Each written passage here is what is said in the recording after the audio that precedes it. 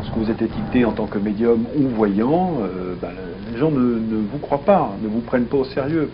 J'ai pour exemple Tchernobyl. Tchernobyl, j'ai vu cette catastrophe. Je m'appelle Jacques Nitzerman. J'ai des dons de voyance et je tiens à prévenir les autorités de la région d'Ukraine qu'une catastrophe nucléaire majeure aura lieu dans les 4 à 5 prochaines années. Je ne parle pas d'une bombe atomique, mais d'un accident dans une centrale nucléaire. Certaines de mes visions ne se sont pas réalisées et il est peut-être encore possible d'éviter la catastrophe. Rien n'a été fait et voilà, le résultat, on le connaît malheureusement. Oui, donc nous verrons au courant des années 90 l'effondrement du bloc soviétique. Le bloc soviétique va éclater en plusieurs pays. Voilà. En tout cas, ce qui est certain, c'est que dans la première décennie qui suivra l'an 2000, l'Amérique sera attaquée. Non, il ne s'agit pas d'une attaque à l'étranger, il s'agit d'une attaque sur le sol américain. Il s'agit là vraiment d'un nouveau Pearl Harbor. C'est un bombardement. Et je vois des villes comme Los Angeles, notamment New York, se faire bombarder, et ce, dans la première décennie qui suivra l'an 2000. Voilà, ça, c'est évident. Non, mais comme je vous disais, le bloc de l'Est, dans 10 ans, n'existera quasiment plus. Donc on peut imaginer qu'à l'aube de l'an 2000, non seulement ils seront nos alliés, mais en plus de ça, on ne parlera plus, on ne parlera plus de bloc soviétique. Non, là c'est très très clair. Les causes de ces attaques et les causes de ces conflits seront d'abord liées à l'énergie. Ça c'est évident, l'énergie, le pétrole, la guerre du pétrole va rentrer bientôt en action et dans pas longtemps.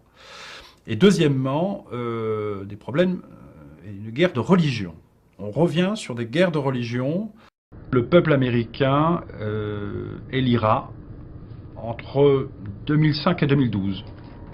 C'est très clair là encore, un noir à la tête du pays le plus puissant du monde. Un noir sera l'homme le plus puissant du monde.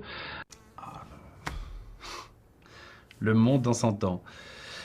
Alors c'est à la fois un fantasme pour moi, ça m'amuse beaucoup, j'essaie toujours d'imaginer, mais le problème c'est que je ne vois rien pour ces années-là, parce que malheureusement, en ce qui me concerne, je ne vois plus rien après 2012. Je ne vois plus rien après 2012, je n'ai pas de flash, je n'ai pas d'image après 2012, parce que ce n'est pas pour rien si je n'ai pas d'image après 2012, alors que c'est quelque chose que j'ai depuis tout petit. C'est soit effectivement ma propre mort, ce qui est probable, je n'exclus pas, je ne l'espère pas, soit, parce que le problème c'est que je vois aussi la rencontre, je ne sais pas comment vous dire ça, mais je vois aussi on va probablement rencontrer d'autres personnes. Oui, de rencontres extraterrestres. Voilà, le mot est lancé. Et en même temps, si vous êtes là, c'est pour qu'on puisse en parler. 2012, pour moi, c'est l'année de la rencontre. Je ne sais pas s'il faut vraiment parler de formidable. Le problème, c'est que je pense qu'ils seront tellement en avance sur nous.